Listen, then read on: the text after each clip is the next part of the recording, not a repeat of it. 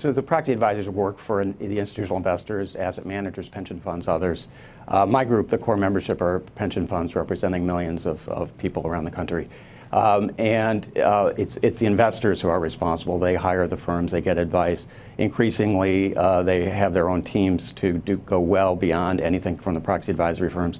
Listen, I think the core issue is really executive pay. That's what's got various groups, such as the Main Street Investors Coalition, which is an AstroTurf group, upset.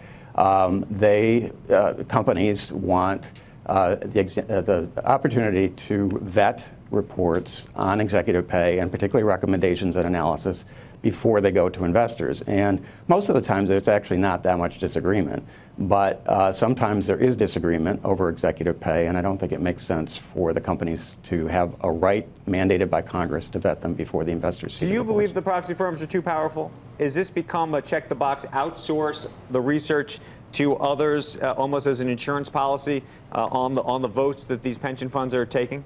Yeah, if you asked me that 15 years ago, I'd say yes. I think that's long since changed. The investors have stepped up.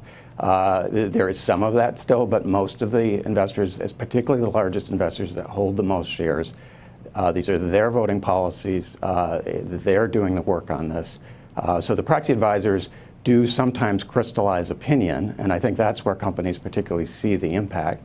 But the advisors follow their clients. That is, they're trying to capture what the clients want in proxy voting policy.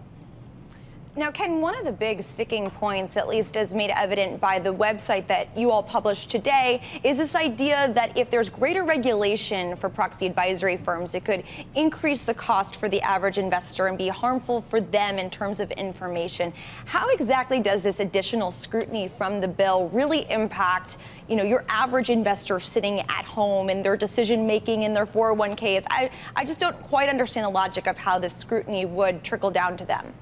Yeah, so the bill is intended to raise costs and to be more difficult. There already is regulation, but this particular bill would raise costs for the investment managers, for those who hold shares in mutual funds and so on, and to pension funds that are voting directly. Right. It would do so in part by limiting competition, which I think is a major concern for this bill. It creates large barriers to entry and imposes substantial new costs in how the proxy advisors must do their job. I think it's intended to attack the proxy advisory firms. There's a good chance it will take one or more out of business, and that's just not good for investors.